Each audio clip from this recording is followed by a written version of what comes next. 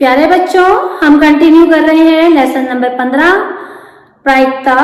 अब हम कर रहे हैं ऐसा क्वेश्चन नंबर 24।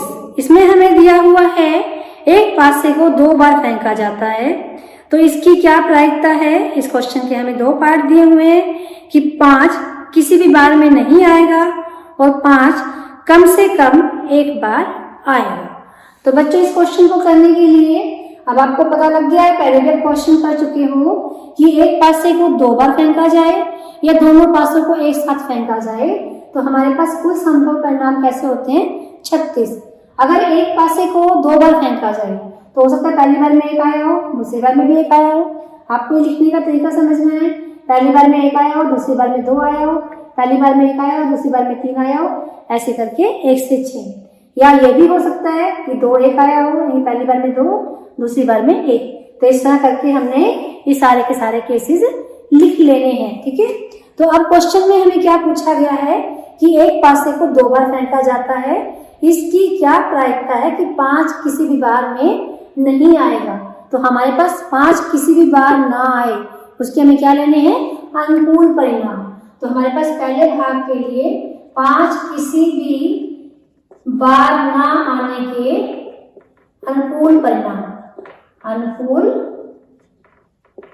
परिणाम। अब देखो ऐसे कितने केस है, 5 किसी भी बार में ना आए। किसी भी बार में मतलब क्या, पहली बार भी ना आए, दूसरी बार भी ना आए। तो ये हमारे पास 1 2 3 4, इसमें तो दूसरी बार में आ गया ना, किसी भी बार में नहीं आना चाहिए।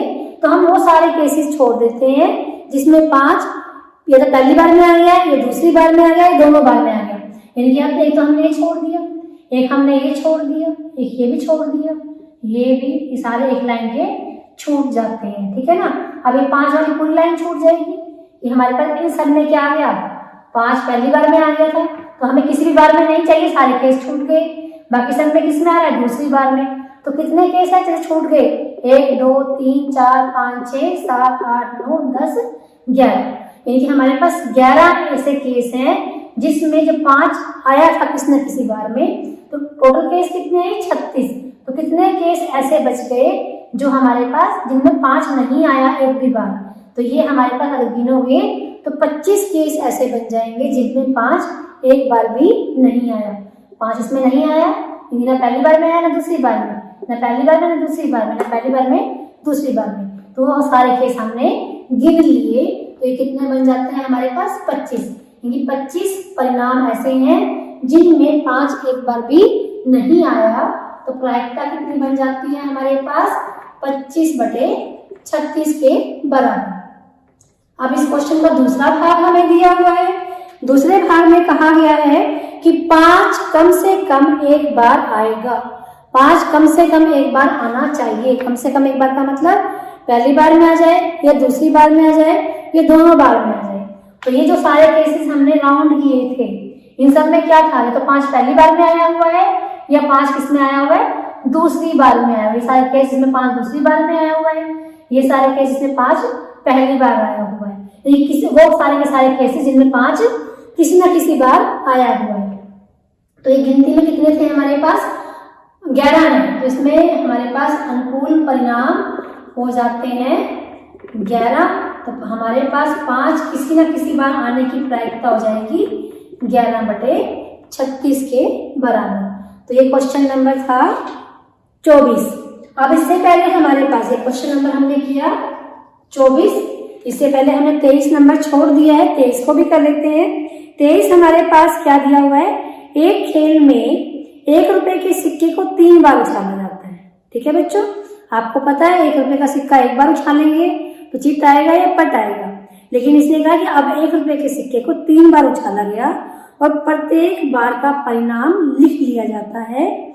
तीनों परिणाम समान होने पर, अर्थात तीनों चित आ जाए या तीनों पट आ जाए, तो हनीफ खेल में जीत जाएगा, नहीं तो वो हार जाएगा। हनीफ के खेल में हार जाने की प्रायिकता ज्ञात करो। तो इस क्वेश्चन को देखो बेटा, हमारे पास 3 बार सिक्का उछालने पर, एक सिक्के को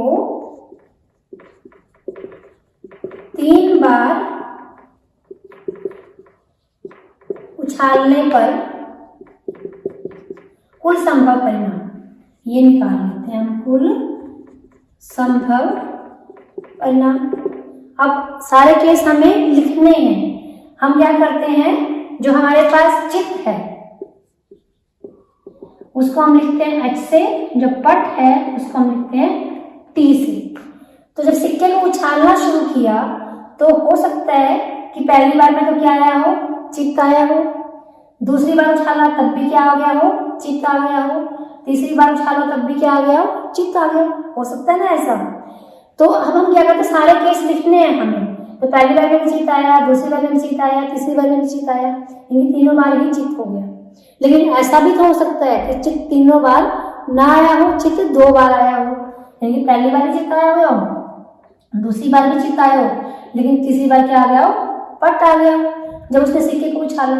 अब हमें देखना है कि 2 बार चित्त आया है और 1 बार पट आया है, ये कितने तरीके से आ सकता है कि पहली बार में चित्त आया, दूसरी बार में चित्त आया, तीसरी बार में पट। ये भी तो हो सकता है कि पहली बार में चित्त आ गया हो, दूसरी बार में पट आया हो, तीसरी बार में फिर चित्त, इसमें भी क्या है 2 चित्त आए और 1 पट। ये भी तो हो सकता है कि पहली बार में पट आ गया हो, दूसरी बार में चित्त और तीसरी बार में फिर चित्त आ गया। इनके तीनों केस ऐसे थे जिनमें चित्त 2 बार आया है, पट 1 बार आया है, लेकिन तीनों ही केस अलग अलग हैं। इसमें पट तीसरी बार में आया, इसमें दूसरी बार में आया, इसमें पट पहली बार में आया। इनकी हमने वो सारे केसेस लिख लिए जिसमें हमारे पास 2 चित्त और 1 पट आ सकता है। अब हम क्या लेंगे, अब 2 चित्त भी आ चुके हैं, अब हम क्या लेते हैं, 1 चित्त ले लेते हैं। 1 चित्त लिया तो इसका मतलब 2 क्या आएंगे, पट, मान लो हो सकता है। अब हम देखते हैं कि 1 चित्त और 2 पट कितने तरीके से आते हैं, कि पहली बार में चित्त आ गया, दूसरी बार में क्या आया, पट, तीसरी बार में क्या आया, पट। या ऐसे भी हो सकता है कि पहली बार में आया पट, दूसरी बार में आया चित्त, तीसरी बार में आया पट।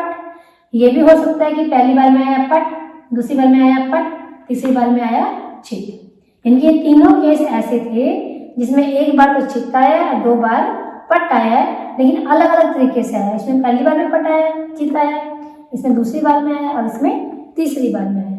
अब हमारे पास जो चित्त है वो 3 बार भी आ चुका, चित्त 2 बार भी आ चुका, चित्त 1 बार भी आ चुका। अब ऐसा भी तो हो सकता है कि चित्त 1 बार भी ना आए, यानी कि 1 बार भी नहीं आया तो पहली बार में भी पट आएगा, दूसरी बार में भी पट आएगा और तीसरी बार में भी पट आएगा। तो ये हमारे पास सारे थे कुल संभव परिणाम, यानी कि हम एक सिक्के को 3 बार उछालेंगे तो ये संभावित परिणाम है कि सिक्का उछालने पर ये आ सकता है। तो ये कुल कितने परिणाम है हमारे पास, 8 हैं। तो अगर आपको इसको लिखना है तो तरीके से या चित्त को पकड़ लो या पट को पकड़ लो। अगर हम चित्त को पकड़ते हैं तो 3 चित्त, फिर 2 चित्त वाला केस, फिर 1 चित्त वाला केस, फिर 1 भी चित्त ना आने वाला केस, वो लिखेंगे। पट को लेते हैं तो पहले 3 पट, फिर 2 पट वाले केस, फिर 1 पट वाला केस और फिर 1 भी पट वाला केस नहीं है। तो ये आ गया हमारे पास 8। अब इसमें कहा है कि जो हनीफ है जब इस गेम को खेलते हैं तीनों चित्त आ जाएंगे, तीनों पट आ जाएंगे तो हनीफ जीत जाएगा। लेकिन अगर तीनों चित्त और तीनों पट नहीं आएंगे तो हनीफ हार जाएगा। हनीफ के खेल में हार जाने की प्रायिकता ज्ञात कीजिए। तो हमारे पास हनीफ के हार जाने के अनुकूल परिणाम, हनीफ के हार जाने के अनुकूल परिणाम। हनीफ कब कब हारेगा, जब इसके तीनों चित्त और तीनों पट नहीं आएंगे, यानी कि ये भी नहीं आना चाहिए और ये भी नहीं आना चाहिए। तो कितने केस बच गए, 1 2 3 4 5 6, यानी कि हमारे पास अगर इन 6 में से कुछ भी आ गया तो हनीफ हार जाएगा। तो हनीफ के हार जाने की प्रायिकता कितनी हो गई, 6। कुल संभावित परिणाम कितने हैं, 8। तो प्रायिकता कितनी हो गई हमारे पास, 3/4 के बराबर हो जाती है। समझ में आ रहा है बच्चों। अब इसके बाद देखो हमारे पास है क्वेश्चन नंबर 25 दिया हुआ है। क्वेश्चन नंबर 25 में कहा गया है निम्नलिखित में से कौन से तर्क सत्य हैं और कौन से तर्क असत्य हैं, सकारात्मक उत्तर दीजिए। पहला पार्ट, यदि 2 सिक्कों को एक साथ उछाला जाता है तो इसके 3 संभावित परिणाम हैं, 2 चित्त, 2 पट या प्रत्येक 1 बार, अतः इनमें से प्रत्येक परिणाम की प्रायिकता 1/3 है। तो ये वाला जो इसमें कहा गया है वाक्य, ये कैसा है हमारे पास, असत्य है। क्यों असत्य है, क्योंकि जब हम 2 सिक्कों को एक साथ उछालते हैं या एक सिक्के को 2 बार उछालते हैं तो हो सकता है कि हमारे पास 1 बार क्या आया हो, चित आया हो, मतलब हमारे पास दो सिक्कों को उछाला गया है तो पहले सिक्के पर तो क्या आया हो चित, दूसरे पर भी क्या आया हो चित। ये हमारे पास पहले पर आया हो पट, दूसरे पर भी क्या आया होगा पट। ये पहले पर आया होगा चित, दूसरे पर क्या आया होगा पट। ये पहले पर आया होगा पट, दूसरे पर क्या आया होगा चित। तो हमारे पास दो सिक्कों को उछालने पर जो कुल संभावित परिणाम है वो 3 नहीं 4 बनते हैं। तो इसलिए जो तर्क दिया हुआ है वो क्या है, असत्य। तो हमारे पास प्रत्येक की प्रायिकता 1/3 भी नहीं होगी, ये तर्क क्या है हमारे पास, ये असत्य। अभी दूसरा पार्ट है हमारे पास।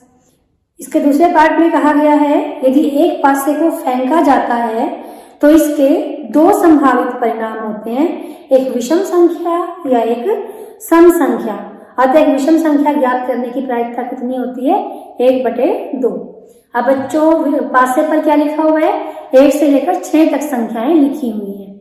इसमें से 1, 3, 5 ये संख्याएं कैसी हैं, विषम है, और 2, 4, 6 ये संख्याएं कैसी है, सम है। तो हमारे पास जब पासा फेंकेंगे तो कोई भी संख्या अगर उस पर गिरेगी, चाहे वो 1 से लेकर 6 तक कोई सी भी हो, तो दूसरे मायने में वो एक सम संख्या है या विषम संख्या ही है। तो आपने देखा कि इसमें 3 विषम संख्याएं हैं और 3 ही सम संख्याएं हैं, तो उनकी प्रायिकताएं भी कितनी रहेंगी, 3/6। इनकी काटने पर क्या आ जाएगा, 1/2 ही आ जाएगा। इनकी ये तर्क कैसा है, सत्य है। पहले वाला तर्क हमारे पास असत्य था और दूसरे वाला तर्क हमारे पास क्या है, सत्य है। अब इस एक्सरसाइज के हमारे पास क्वेश्चन रह गए हैं, क्वेश्चन नंबर 14 और क्वेश्चन नंबर 15 जो ताश से रिलेटेड है। तो पहले बच्चों मैं आपको ताश की जानकारी देती हूँ कि ताश में क्या क्या होता है, ताकि क्वेश्चन करने में आपको दिक्कत ना आए।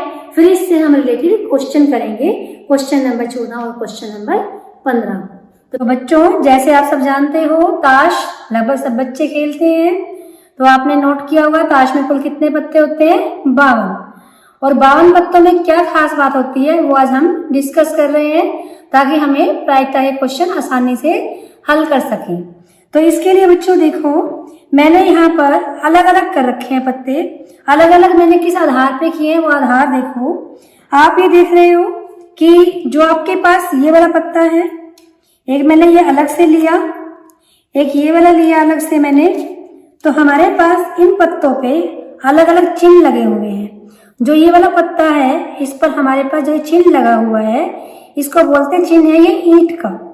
इसी तरह से जो ये वाला पत्ता है इस पर जो चिन्ह लगा हुआ है इसको बोलते हैं पान का चिन्ह है ये। और ये वाला जो पत्ता है इस पर जो चिन्ह लगा हुआ है इसको बोलते हैं हुक्म का चिन्ह है ये, इनके ये हुक्म का पत्ता है। इसी तरह से जो ये वाला पत्ता है इसको बोलते हैं हम चिड़ी का पत्ता। तो जो मैंने ये ताश अलग अलग करी है, यानी कि हमने जो 52 पत्ते थे इनको अलग अलग करा है, तो इन चिन्ह के आधार पर मैंने इनको अलग अलग करा है। इनकी हमारे पास जो ये ईंट के पत्ते थे वो जिन जिन के ऊपर ये वाला ईंट वाला चिन्ह बना हुआ था उन सब ईंट वाले पत्तों को मैंने अलग कर दिया। जो हमारे पास चिड़ी वाले पत्ते थे, ये वाला चिन्ह किसका है, हमारे पास चिड़ी का है। तो जो चिड़ी जिनके ऊपर एक चिन्ह बना हुआ था मैंने उसको अलग कर दिया। इसके बाद हमारे पास जो ये वाला चिन्ह था जिसको हम हुक्म का चिन्ह कहते हैं, इसको मैंने इस चिन्ह वाले सारे पत्तों को अलग कर दिया। इसके बाद जो ये वाला चिन्ह था हमारे पास पान का चिन्ह, इस वाले सारे पत्तों को अलग कर दिया। जब मैंने इन पत्तों को अलग करा चिन्ह के आधार पर, तो हर चिन्ह वाले मेरे पास 13 पत्ते थे।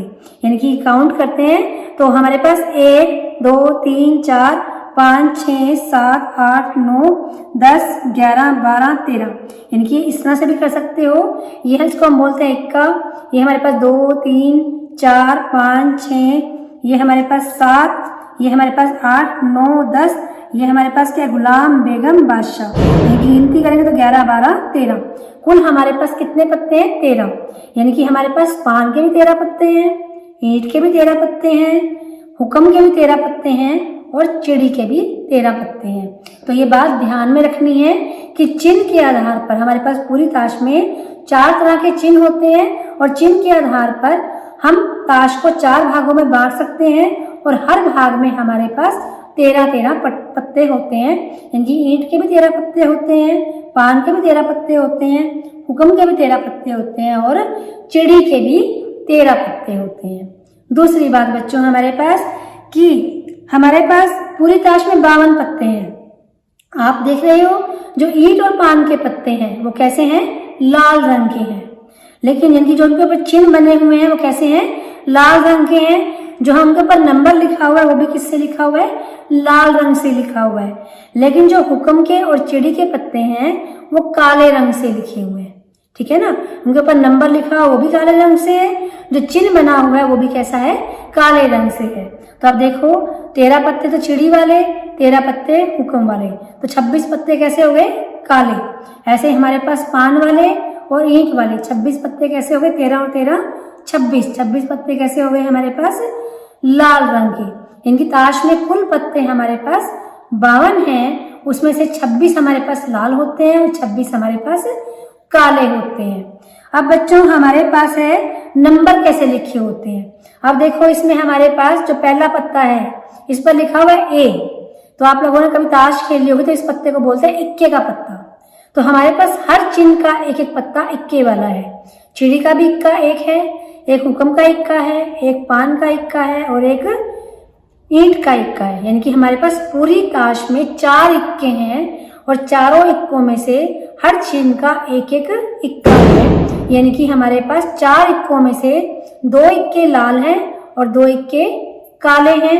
और चिन्ह के आधार पर देखें तो चिड़ी का भी एक इक्का है, हुक्म का भी एक इक्का है और पान का भी एक इक्का है और ईंट का भी एक इक्का है। ऐसे ही हमारे पास जिस कार्ड पर 2 लिखा हुआ है जिसको हम दुग्गी बोलते हैं वो भी ऐसे ही है। जिस पर 3 लिखा हुआ है जिसको हम तिग्गी बोलते हैं वो भी ऐसे ही है। 4 इनकी जिसको हम चौका बोलते हैं, पंजी बोलते हैं, छिक्का बोलते हैं। तो ये सभी हमारे पास अलग अलग चिन्ह के एक एक पत्ते हैं और 2 लाल हैं और 2 काले। जैसे हमारे पास ये 9 लिखा हुआ है तो 9 हमारे पास चिड़ी का भी है, 9 हमारे पास हुक्म का भी है, 9 हमारे पास पान का भी है, 9 हमारे पास ईंट का भी है। इनकी हमारे पास 4 9 हो गए। उनमें से 2 9 तो लाल रंग के हैं और 2 9 कैसे हैं, काले रंग के हैं। चिन्ह की बात करें तो एक हमारे पास 9 चिड़ी का है, एक हुक्म का है, एक पान का है और एक ईंट का है। इनकी नंबर के आधार पर हमारे पास जो पत्ते होते हैं वो 4-4 होते हैं। हर नंबर के हमारे पास क्या है, 4-4 पत्ते हैं। उन 4 में से हमारे पास 2 लाल रंग के होते हैं और 2 काले रंग के होते हैं और चारों ही अलग अलग चिन्ह के होते हैं। चारों ही अलग अलग चिन्ह के होते हैं। उसमें से एक हमारे पास ईंट का, एक पान का, एक चिड़ी का और एक हुक्म का होता है। तो हमारे पास 3 चीजें हमने देखी कि ताश में हमारे पास कुल 52 पत्ते। अगर रंग के आधार पर ताश को अलग करें तो 26 पत्ते हमारे पास लाल रंग के हो जाते हैं और 26 पत्ते काले। इसके बाद ताश में कुल 52 पत्ते। अगर उनमें चिन्ह देखें तो चिन्ह 4 प्रकार के होते हैं। अगर चिन्ह के आधार पर उनको अलग अलग करें तो हमारे पास हर चिन्ह के कितने कितने पत्ते होते हैं, 13 पत्ते होते हैं। अगर हम उनको नंबर के आधार पर अलग अलग करें तो हमारे पास हर नंबर के 4 पत्ते होते हैं, चारों चिन्हों का एक एक पत्ता। और उसमें से चारों में से 2 लाल होते हैं और 2 काले होते हैं। अब बच्चों आप देख रहे होंगे कि कुछ पत्तों पे तस्वीरें बनी हुई हैं, कुछ पत्तों पे तस्वीरें बनी हुई हैं। तस्वीर वाला पत्ता गुलाम बेगम बादशाह, जिस पर जे डला हुआ है इसको गुलाम बोलते हैं। क्यों, यानी क्वीन है, क्वीन मतलब बेगम, और ये हमारे पास के मतलब किंग, किंग मतलब बादशाह। तो हमारे पास जो चिड़ी है, चिड़ी में भी गुलाम बेगम बादशाह है, हुक्म का भी बेगम बादशाह होता है। इसी तरह से पान का भी गुलाम बेगम बादशाह होता है, ईंट का भी गुलाम बेगम बादशाह होता है। यानी कि हर चिन्ह के हमारे पास 3-3 पत्ते गुलाम बेगम बादशाह है। तो इनको हम बोलते हैं तस्वीर वाले पत्ते। बाकी सभी पत्तों पे क्या लिखा हुआ है, नंबर लिखा हुआ है, लेकिन इन पत्तों पे क्या बनी हुई है, तस्वीर बनी हुई है। तो हमारे पास 3 पत्ते, ये 3 और 3 6, 6 और 3 9, 9 और 3 12, 12 पत्ते कैसे जाते हैं हमारे पास, तस्वीर वाले पत्ते हो जाते हैं। 12 पत्तों में से 6 पत्ते तो लाल रंग के, 3 तो पान के और 3 ईंट के, दोनों ही कैसे हैं, लाल रंग के। और 6 पत्ते हमारे पास काले रंग के, हुक्म के और चिड़ी के। तो ये भी हमें ध्यान रखना है कि कुल 52 पत्ते होते हैं, उसमें से 12 पत्ते कैसे होते हैं, तस्वीर वाले। 12 पत्तों में से 6 हमारे पास लाल रंग के होते हैं और 6 हमारे पास काले रंग के होते हैं। इसी तरह से हमारे पास गुलाम, गुलाम हमारे पास कितने हैं, 4 हैं। बेगम भी कितनी है, 4 है। बादशाह भी कितने हैं हमारे पास, 4 है। लेकिन चारों के चिन्ह कैसे हैं, अलग अलग हैं। 4 में से हमारे पास 2 तो लाल रंग के हैं और 2 काले हैं, ठीक है ना। 2 तो लाल रंग के और 2 काले हैं और सबके चिन्ह अलग अलग हैं। एक चिड़ी का है हमारे पास, एक हुक्म का है और एक बादशाह का है और एक ईंट का है। तो ये बातें आपने याद रखनी है।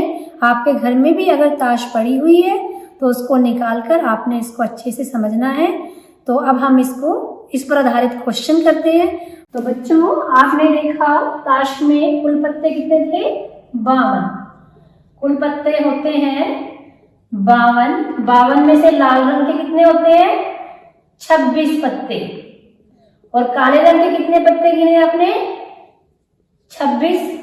यानी कि कुल पत्ते 52, उनमें से 26 लाल रंग के और 26 काले रंग के। अब चिन्ह के आधार पर देखते हैं हमारे पास कितने प्रकार के चिन्ह आपने देखे। चिन्ह के आधार पर ताश का वर्गीकरण हमारे पास चिन्ह के आधार पर आपने देखा कि हमारे पास 4 चिन्ह हैं। हमारे पास एक चिन्ह था पान का, तो जब पान का चिन्ह था, इस चिन्ह वाले हमारे पास कितने पत्ते थे, 13। इसको बोलते हैं पान का चिन्ह। दूसरा चिन्ह हमारे पास क्या था, ईंट का। इस चिन्ह वाले हमारे पास कितने पत्ते हुए, ये भी 13 हुए। और हमारे पास चिन्ह था हुक्म का। हुक्म का चिन्ह हमारे पास था इस टाइप का, ये हमारे पास हुक्म का चिन्ह है। तो इसके पत्ते भी हमारे पास कितने थे, 13 पत्ते थे। इसके बाद हमारे पास एक चिन्ह और है जिसको हम बोलते हैं चिड़ी का चिन्ह। ये चिन्ह हमारे पास कुछ इस तरह से है, इसको बोलते हैं चिड़ी का चिन्ह। ये भी पत्ते कितने होते हैं हमारे पास, 13 पत्ते होते हैं। ताश में कुल पत्ते हैं, चिन्ह के आधार पर वो 4 भागों में बढ़ जाती है। हर चिन्ह के हमारे पास कितने पत्ते हैं, 13। जो पान वाले पत्ते होते हैं वो किस रंग के होते हैं, लाल रंग के। ईंट वाले पत्ते भी होते हैं तो वो हमारे पास होते हैं लाल रंग के। हुक्म वाला जो पत्ता होगा वो होता है काले रंग का। इसी तरह से चिड़ी वाला पत्ता होता है, वो भी हमारे पास क्या है, काले रंग का पत्ता है। इसके बाद आपका नंबर के आधार पर, नंबर के आधार पर हमारे पास हर जो नंबर के आधार पर है, ताश में कितने पत्ते होते हैं, नंबर के आधार पर हर नंबर वाले हमारे पास 4 पत्ते होते हैं। यानी कि हर नंबर के 4 पत्ते, हर नंबर के 4 पत्ते हमारे पास होते हैं। और सभी पत्ते एक एक चिन्ह वाले होते हैं, एक पान का, एक ईंट का, एक चिड़ी का और एक हुक्म का। इसके बाद बच्चों तस्वीर वाले पत्ते, हमारे पास कुल ताश में 52 पत्ते हैं। और तस्वीर वाले कितने पत्ते होते हैं हमारे पास, तस्वीर वाले पत्ते, तस्वीर वाले पत्ते हमारे पास होते हैं 12। और 12 में से हमारे पास 6 तो होते हैं लाल रंग के और 6 होते हैं काले रंग के। इसी तरह से हमारे पास नंबर के आधार पर हर नंबर के कितने पत्ते होते हैं, 4। 4 में से हमारे पास 2 होते हैं लाल रंग के और 2 होते हैं हमारे पास काले रंग के। तो हमें ये चीजें अच्छे से ध्यान में रखनी है ताकि क्वेश्चन इजीली निकल जाए। अब हम एक्सरसाइज शुरू करते हैं। एक्सरसाइज का हमारे पास है क्वेश्चन नंबर 14, क्वेश्चन नंबर 14।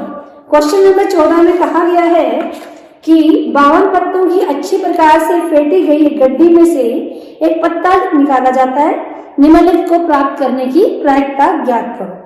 अब हमारे पास कुल पत्ते 52 हैं, उसमें से एक पत्ता निकाला जाता है। इस क्वेश्चन के 6 पार्ट हैं, 1 बाय 1 करके हम इन पार्ट्स को निकालते हैं। क्वेश्चन नंबर 14 हमारे पास पहला पार्ट, कुल पत्ते कितने हैं हमारे पास, 52। 52 में से कितने पत्ते निकालने हैं, 52, एक पत्ता निकालना है। तो पहले भाग में हमें क्या दिया हुआ है कि हमें लाल रंग का बादशाह चाहिए। तो पहले हम देखेंगे कि ताश में लाल रंग के कितने बादशाह होते हैं, लाल रंग के बादशाह। अब बच्चों आपने देखा कि हर नंबर के हमारे पास कितने पत्ते थे, 4 पत्ते थे। तो बादशाह भी कितने थे हमारे पास, 4। और 4 में से हमारे पास 2 लाल रंग के थे और 2 हमारे पास काले रंग के। तो लाल रंग के बादशाह कितने हो गए हमारे पास, 2 हो गए। यानी कि हमारे पास अनुकूल परिणाम कितने हो जाते हैं, 2 हो जाते हैं।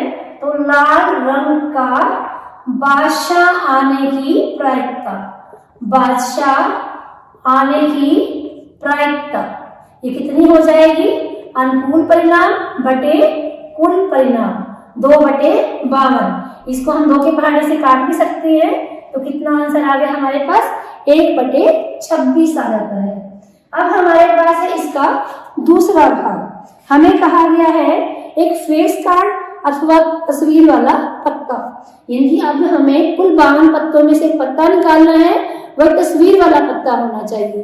तो बच्चों आपको पता है पूरी ताश में तस्वीर वाले कितने पत्ते होते हैं? 12।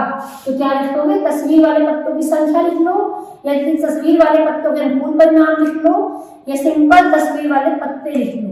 पूरी ताश में तस्वीर वाले पत्ते कितने हैं? 12। तो तस्वीर वाला पत्ता आने की प्रायिकता, तस्वीर वाला पत्ता आने की प्रायिकता।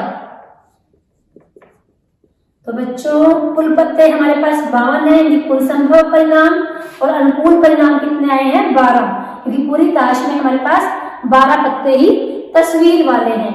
अब इसको हम 12 और 52 4 के पहाड़े पर कट जाएंगे, तो ये हमारे पास होता है 3/13। अब इसके बाद है बच्चों इसका तीसरा भाग। तीसरे भाग में कहा गया है कि लाल रंग का तस्वीर वाला पत्ता।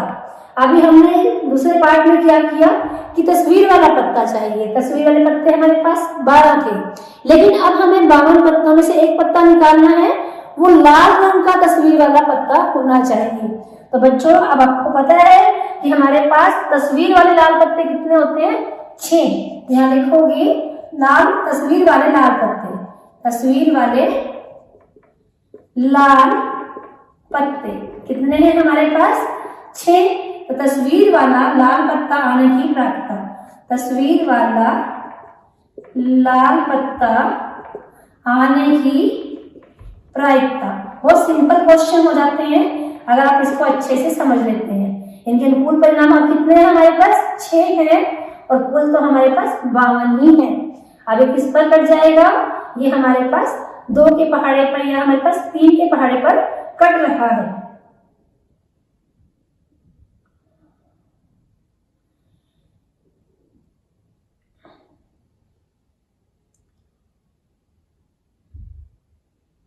अब ये किस पे कट जाएगा? 2 के पहाड़े पर, तो हमारे पास आंसर आ जाएगा 3/26। अब इसके बाद हमारे पास इसी क्वेश्चन का 4th पार्ट है। हमें चाहिए पान का गुलाम। क्या चाहिए हमें? पान का गुलाम, यानी कि हमें ये देखना है कि पूरी ताश में पान के गुलाम कितने होते हैं, यानी कि नंबर के आधार पर आ गया। जिस पत्ते पर हमारे पास क्या लिखा होता है? जे, उसको हम क्या बोलते हैं? गुलाम। तो पूरी ताश में हमारे पास कितने गुलाम होते हैं? 4। लेकिन इसने क्या पूछा है? पान का गुलाम। गुलाम हमारे पास 4 हैं, लेकिन सभी एक एक चिन्ह वाले। एक हमारे पास पान वाला गुलाम है, एक ईंट वाला है, एक हुकुम वाला है और एक चिड़ी वाला है। यानी पूरी ताश में हमारे पास सिर्फ एक ही पान वाला गुलाम है। तो अनुकूल परिणाम हमारे पास क्या हो गए? 1। तो पान का गुलाम आने की प्रायिकता, पान का गुलाम आने की प्रायिकता कितनी हो जाएगी हमारे पास? 1/52 हो जाती है। इसके बाद हमें इसका 5वां पार्ट दिया हुआ है। 5वें पार्ट में कहा है हुक्म का पत्ता आना चाहिए। क्या आना चाहिए? हुक्म का पत्ता। तो हुक्म हमारे पास क्या चिन्ह है, और आपको पता है हमारे पास पूरी ताश में हुक्म के कितने पत्ते होते हैं? 13 पत्ते होते हैं। तो यहाँ लिखने हुक्म के पत्ते, हुक्म के पत्ते ये कितने हैं हमारे पास? 13। और हुक्म का पत्ता आने की प्रायिकता, हुक्म का पत्ता आने की प्रायिकता। अब हमारे पास अनुकूल परिणाम तो 13 हो गए, और कुल कितने पत्ते हैं ताश में? 52। 13 से कट जाएंगे तो हमारे पास आंसर कितना आ जाएगा? 1/4। अब इसी क्वेश्चन का लास्ट पार्ट है, 6ठा पार्ट। क्वेश्चन के लास्ट पार्ट में कहा गया है एक ईंट की बेगम। हमें क्या चाहिए? एक ईंट की बेगम। तो हमारे पास पूरी ताश में बेगम कितनी होती है? 4। लेकिन ईंट की बेगम कितनी होती है? 1, क्योंकि हर चिन्ह की एक बेगम है हमारे पास। तो ईंट की बेगम कितनी है? 1 है। तो यहाँ से ईंट की बेगम आने की यानी कि हमारे पास ईंट की बेगम, ये पूरी ताश में एक ही होती है, तो ईंट की बेगम आने की प्रायिकता। अब हमारे पास अनुकूल परिणाम तो एक ही हुआ और कुल पत्ते कितने हैं 52, तो प्रायिकता कितनी हो जाएगी 1/52। तो ये आपका था क्वेश्चन नंबर 14। मेरे ख्याल से समझ आने के बाद अब आपको ये बिल्कुल इजी लग रहा होगा। अब इसका नेक्स्ट क्वेश्चन है क्वेश्चन नंबर 15। ये भी ताश पर आधारित है। ताश के 5 पत्तों, हमें क्या दिया हुआ है, ताश के 5 पत्ते दिए हुए हैं, जो इसमें से ईंट का दहला, गुलाम, बेगम, बादशाह और इक्का। अब हमें पूरी ताश में दी हुई सिर्फ 5 हमें पत्ते दिए हुए हैं। ईंट का दहला, दहला मतलब जिस पर 10 लिखा होता है, गुलाम, बेगम, बादशाह और इक्का। यानी कि हमारे पास 5 पत्ते हैं। इनको अच्छी तरह से फेंटा जाता है, फिर इनमें से एक पत्ता निकाला जाता है। 5 पत्तों में से क्या निकाला जाता है, एक पत्ता। तो पहले हम लिख लेते हैं कि कुल पत्ते कितने हैं हमारे पास, कुल पत्ते ये हमें दिए हुए हैं 5। अब 5 में से एक पत्ता निकालना है, इसकी क्या प्रायिकता है कि वह पत्ता एक बेगम है। तो हमारे पास बेगम की संख्या, अब 5 पत्तों में बेगम कितनी दी हुई है, सिर्फ एक ही बेगम हमें दी हुई है। पूरे 5 पत्तों में हमें कितनी बेगम दी हुई है, एक। ये 5 पत्ते कौन कौन से हैं, ईंट का दहला, गुलाम, बेगम, बादशाह और इक्का। तो हमारे पास बेगम कितनी है, एक। इनके अनुकूल परिणाम कितना हुआ, 1। तो बेगम आने की प्रायिकता, बेगम आने की प्रायिकता ये हमारे पास कितनी हो जाती है, अनुकूल परिणाम बटे में कुल परिणाम। ये इस क्वेश्चन का पहला भाग था। अब दूसरे क्वेश्चन में कहते हैं, यदि बेगम निकल आती है तो उसे अलग रख दिया जाता है। कुल पत्ते हमारे पास कितने थे, 5। अब उसमें से बेगम निकल गई तो उसको अलग रख दिया और एक अन्य पत्ता निकाला जाता है। जब बेगम को अलग रख दिया तो अब हमारे पास कुल कितने पत्ते रह गए, 4। पहले 5 थे और दूसरे भाग के लिए हमारे पास कुल पत्ते रह जाते हैं 4। ठीक है, बेगम को अलग निकाल चुके हैं। 4 पत्ते कौन कौन से रह गए, ईंट का दहला, गुलाम, बादशाह और इक्का। क्योंकि बेगम को तो निकाल कर पहले ही अलग रख चुके हैं, तो अब 4 पत्तों में से एक पत्ता निकाला जाता है। तो इसकी क्या प्रायिकता है कि दूसरा निकाला गया पत्ता एक इक्का है। अब कहा गया कि अब दूसरा पत्ता, मतलब पहले भाग में पहला पत्ता निकाल चुके हैं, अब हमें एक पत्ता और निकालना, वो इक्का होना चाहिए। तो हमारे पास इक्के कितने दिए हुए हैं, इक्के वाला हमारे पास सिर्फ एक ही पत्ता दिया हुआ है। तो इक्कों की संख्या हमारे पास सिर्फ एक ही इक्का उसमें दिया हुआ है। तो हमारे पास इक्का आने की प्रायिकता, इक्का आने की प्रायिकता कितनी हो जाएगी, अनुकूल परिणाम यानी कि 1 और कुल परिणाम मतलब 4, 1/4। अब हमारे पास इस क्वेश्चन का जो दूसरा भाग है, इसके भी 2 भाग हैं। अब इसका दूसरा भाग यानी कि पहले 15 नंबर क्वेश्चन, उसका पहला भाग, फिर 15 नंबर क्वेश्चन का दूसरा भाग। आगे दूसरे भाग के भी 2 भाग दिए हुए हैं। पहले भाग में हमें इक्का आने की प्रायिकता बतानी थी और दूसरे भाग में हमें बताना है कि अब हमें बेगम निकालनी है। क्या कहा था इसने कि पत्ते 4 रह गए हैं, अब उनमें से एक बेगम निकालनी है। तो बच्चों जो 4 पत्ते रह गए हैं उसमें हमारे पास एक दहला है, एक गुलाम है, एक बादशाह है और एक इक्का है। उसमें बेगम है ही नहीं, क्योंकि बेगम तो पहले निकल गई थी, उसको हमने अलग रख दिया था। तो बेगम की संख्या कितनी हो जाती है, ये पहले बार लिख लो, कुल पत्ते कितने हैं हमारे पास 4 और बेगम की संख्या कितनी है चारों में, बेगम की संख्या हमारे पास 0 है ही नहीं बेगम। तो जब बेगम है ही नहीं तो बेगम निकल कैसे सकती है, तो बेगम आने की प्रायिकता पॉसिबल है क्या, ये पॉसिबल नहीं है। तो अनुकूल परिणाम 0, कुल परिणाम 4, तो ये हमारे पास प्रायिकता कितनी हो जाएगी 0। और आपने पढ़ा है जिस घटना की प्रायिकता 0 होती है उसे क्या कहते हैं, असंभव घटना कहते हैं। तो ये क्वेश्चन नंबर 15 था। और बच्चों ताश पर आधारित उदाहरण भी दिया हुआ है आपके पास, उदाहरण नंबर 4। इसमें दिया हुआ है, अच्छी प्रकार से फेंटी गई 52 पत्तों की गड्डी में से एक पत्ता निकाला जाता है।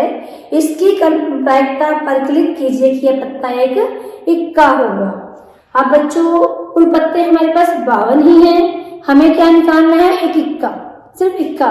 ना उसने लाल इक्का कहा, ना उसने हुक्म का इक्का कहा, यानी ना तो इक्के का कोई चिन्ह बताया है, ना ही कोई रंग बताया है।